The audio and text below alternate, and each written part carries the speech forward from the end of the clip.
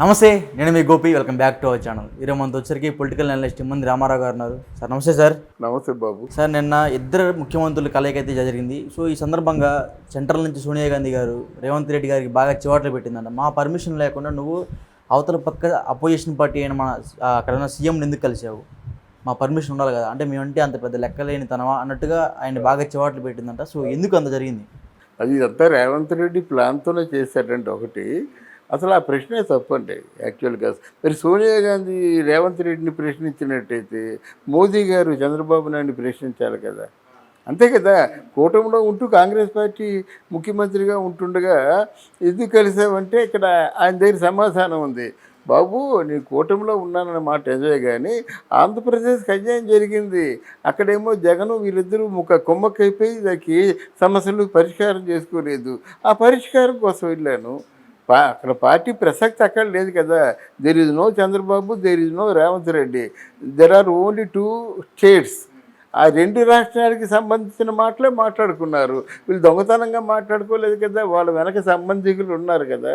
పవన్ కళ్యాణ్ రమ్మన్నారు, పవన్ కళ్యాణ్ రాలేదు. పవన్ కళ్యాణ్ని చంద్రబాబు దూరం పెట్టారంటున్నారు. దూరం అంటే మనకి ఏదంటే చాలా బాధగా ఉందండి. ఒక రోజులో దూరం పెట్టారు. ఆయన చూస్తుంటే వారాహి ఏదో మోక్ష మాల వేసుకున్నారు.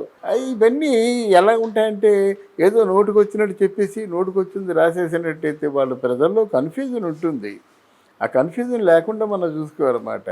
అయితే ఒకటి, కాంగ్రెస్ పార్టీతో ఎప్పుడూ అది ఉంది. రేవంత్ రెడ్డికే కాదు, కాంగ్రెస్ పార్టీలో ఎవరున్నప్పుడు కూడా అదే కాంగ్రెస్ పార్టీని పెంచింది, అదే కాంగ్రెస్ పార్టీని ముంచింది. అయినా రేవంత్ రెడ్డికి ఒక స్టాండ్ ఉంది, పట్టుదల ఉంది, మొండోడు. కానీ ఆలోచనలు విజన్ లేకపోవచ్చు. ఆలోచనలే విజన్ ఆయన నుంచి తీసుకొని తెలంగాణ రాష్ట్రాన్ని అభివృద్ధి చేస్తే మంచిదే కదా. కాంగ్రెస్ పార్టీకి కాంగ్రెస్ పాలిత రాష్ట్రంగా పేరు శాశ్వతంగా మిగిలిపోద్ది కదా. ఎప్పటికే బీఆర్ఎస్ నుంచి ఎంతమంది ఎమ్మెల్యేలను తీసుకున్నాడంటే ఆయన తాలూకు రాజకీయ వ్యూహం తెలిసే ఉండాలి కదా. ఒకవేళ అసమర్థులైతే అంతమంది బీఆర్ఎస్లు ఉన్నవాళ్ళు ఈయన వైపు ఎలా వస్తారు? అక్కడ ఆంధ్రాలో జగన్మోహన్ రెడ్డి ఎలా ఒంటరివాడు అయిపోతున్నాడో ఇక్కడ తెలంగాణలో కేసీఆర్ కూడా అలా ఒంటరివాడు అయిపోయే ప్రమాదం ఉంది, కనిపిస్తుంది. అప్పుడు మరి రేవంత్ రెడ్డిని మందలించడంలో కాంగ్రెస్ పార్టీ వాళ్ళ తాలూకు అధిష్టానానికి అర్థం లేదు. ఎందుకు అలా మందలించారంటే ఇక్కడున్న పాత వాళ్ళు ఉన్నారు కదా, ముసలి నక్కలు, వాళ్ళేమో ఇక కొంప మునిగిపోయిందని కాంగ్రెస్ పార్టీకి కళంకం అంటేసిందని చెప్పేసి ఇదేదో మాట్లాడతారు. దాని మీద వాళ్ళ మాటల ప్రకారంగా ఒకటి అంటారు. కానీ మందలించడం, హెచ్చరించడం, కొట్టడం, తిట్టడం ఏమి ఉండదు. ఇప్పుడు ఇవాళ నేను చెప్తున్నాను, రేవంత్ రెడ్డి ఇండివిజువల్గానే పోతాడు. రేవంత్ రెడ్డి చంద్రబాబు నాయుడు మాటే వింటాడు. రేవంత్ రెడ్డి ఏనాటికైనా వాళ్ళ తాలూకు మాటలు సక్రమంగా సాగినట్టయితే బీజేపీ పార్టీలోకి పోతాడు. బీజేపీ పార్టీ రేవంత్ రెడ్డిని కలుపుకుంటుంది. ఇది నా అనాలిసిస్. అంటే ఇంకోటి సార్, నిన్న ఇదే చర్చలో భాగంగా రేవంత్ రెడ్డి తిరుపతిలో వచ్చే ఆదాయాన్ని కూడా మాకు సగం ఇవ్వాలని మాట్లాడారు. అబ్బాయి అంతకుముందు కేసీఆర్ కూడా మాట్లాడాడండి.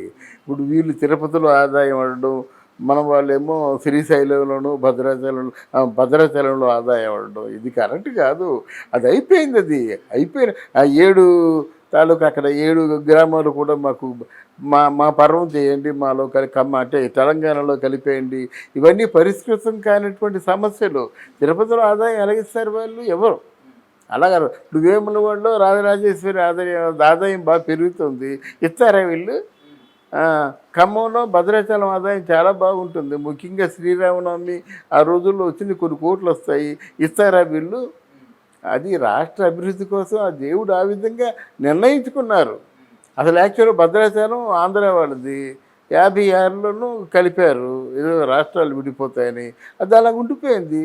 మన వాళ్ళు తీసుకోవచ్చు కదా భద్రాచలం తీసుకుంటే మొత్తం ఇక్కడ వేములవాడ రాజరాజేశ్వరి ఆలయం తప్ప మొత్తం ఆంధ్రదేశంలో ఉన్న ప్రసిద్ధమైన ఆలయాలన్నీ కూడా మన ఆంధ్రకే ఉండేవి, ఆంధ్రప్రదేశ్కే ఉండేవి కదా. అట్లాంటి ఆలోచనలు పోయి పరిష్కారం కాదు. ఇది హిందువుల ఒక మతం తాలూకు మనోభావాలకు సంబంధించిన సమస్య. అందువల్ల అది పరిష్కారం కాదు. కానీ అడిగారు దాంట్లో మాకు సగభాగం కావాలని అడిగారు. ఆ 7 గ్రామాలు కలపని అడిగారు. విద్యుత్ బకాయిలు వెంటనే తీర్చిమని అడిగారు. అంటే వాళ్ళు ఇవ్వాల్సింది ఇచ్చేస్తే వీళ్ళు ఇవ్వాల్సింది ఇచ్చేస్తారు. అది సామరస్యంగా, అంటే ఇద్దరు ముఖ్యమంత్రులుగా కాకుండా 2 రాష్ట్రాల తాలూకు ప్రతినిధులు మాట్లాడుకుంటున్నట్టుగా ఈ ఇష్యూని చూడాలి. అంటే ఇంకోటి సార్, రేవంత్ రెడ్డికి వెనకుండి గోతులు తవ్వుతున్న ఇద్దరు ముగ్గురు ఎవరైతే మినిస్టర్ క్యాండిడేట్స్, ముఖ్యంగా పేర్లు చెప్పడం అనవసరం, అందరికీ తెలిసిన వ్యక్తులే. సో వాళ్ళైతే రేవంత్ రెడ్డిని సీఎం పదవి నుంచి దించాలి, అంత తొందరగా దించితే అంత తొందరగా మేము సీఎంగా కుర్చీలో కూర్చోబోతున్నట్టుగా కొన్ని వ్యాఖ్యలు అయితే బాగా వినపడతాయి. పేర్లు చెప్పడం ఎందుకండి, నేను పేర్లే చెప్తానండి. బట్టి విక్రమార్క మొదట ముఖ్యమంత్రి అవుదాం అనుకున్నాడు. తర్వాత ఉప ముఖ్యమంత్రి అంటే, బాబు నీ ఫోటో ఎంత ఉంటుందో నా ఫోటో కావాలి, నువ్వు ఒక బొకే ఇస్తే నేను ఒక బొకే ఇస్తాను, నువ్వు భోజనం చేస్తే నేను భోజనం చేస్తాను, మొత్తం ఇత్యాది విషయాలన్నిటి కూడా ఒప్పందం పడ్డాడు. అలాగే జరుగుతాడు. పేపర్లో కూడా ఫోటో ఉంటే పక్కన నా ఫోటో ఉండాలి. ఇలాంటి కండిషన్స్తో వెళ్ళాడు. రేవంత్ రెడ్డి బట్టి లేకుండా ఎక్కడికి వెళ్ళడు, ఏ పని చేయడు. అదొకటి. రెండోది ఏంటంటే కోమటిరెడ్డి వెంకటరెడ్డి, మూడోది ఉత్తమ్ కుమార్ రెడ్డి, నాలుగోది ఏంటంటే ఎవరు శ్రీధర్ బాబు. వీళ్ళందరికీ ఎవరికి కూడా, రాజగోపాలు, వీళ్ళందరికీ ఎవరికి కూడా రేవంత్ రెడ్డి నిన్న కాక మొన్న వచ్చాడు. మొదటి నుంచి కాంగ్రెస్ పార్టీలో పుట్టిన వాళ్ళం మేము. మరి మాకు పదవులు లేకుండా ఇది 14 సంవత్సరాలు కుర్రాడు ముఖ్యమంత్రి అయిపోతాడా అనే ఫీలింగు. అటుపక్క చూస్తే హనుమంతరావు చచ్చిపోయే ముందు ఒకసారి ముఖ్యమంత్రిగా చచ్చిపోతాను, గవర్నర్గా చచ్చిపోతాను నా కోరిక. మరి జానారెడ్డి అసలు అన్ని ఆటుపోట్లు తిన్నాడు నేను కదా, నన్ను గమనించలేవన్నీ వాళ్ళు. ఇటేమో రేణుకా చౌదరి అసలు కాంగ్రెస్ పార్టీకి బ్రాండ్ అంబాసిడర్ నేను కదా, నన్ను దృష్టిలో పెట్టుకోకుండా ఇలాగ ఉంది. అందరికీ ఉన్నారు. కాంగ్రెస్ పార్టీ కూలిపోవడం ప్రధాన కారణం అయితే, నువ్వు ముఖ్యమంత్రిగా ఉన్నావు, ఒక అడుగు ముందుకేసినట్టు 4 అడుగులు వెనక్కి లాగేస్తారంతే. కాంగ్రెస్ పార్టీకి శత్రువులు ఎక్కడి నుంచో లేరు. శత్రువులు కాంగ్రెస్ పార్టీకి శత్రువులు కాంగ్రెస్ పార్టీలోనే ఉన్నారు. అంటే ఇంకా రేవంత్ రెడ్డి మనుగడ ఎలా ఉండబోతుంది అంటారు? బాగుంటుందండి.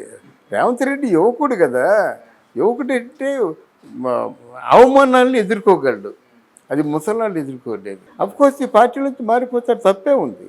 ఇప్పుడు రాజకీయ పార్టీలు మారడం చాలా ఈజీ కదా, దాని చట్టం ఏం చేయలేదు కదా. అవును, రేవంత్ రెడ్డి బాగానే ఉంటాడు, అది వయసు ఉంది కదా ఎంతైనా. ఇంకో పార్టీలోకి మేము మారినప్పుడు కూడా వయసు ఉంది. ఎవరైతే గట్టి రాజకీయ నాయకుడని ప్రజల్లో పేరు తెచ్చుకున్నాడో వాడు ఉంటాడండి. అలా అంత కాకుండా మామూలుగా మనకెందుకు మాట్లాడి వెళ్ళిపోదాం అనుకున్న వాళ్ళు ఎక్కడున్న వాళ్ళు అక్కడే ఉంటారండి. Okay sir, thank you. Thank you అమ్మా, థ్యాంక్ యూ వెరీ మచ్.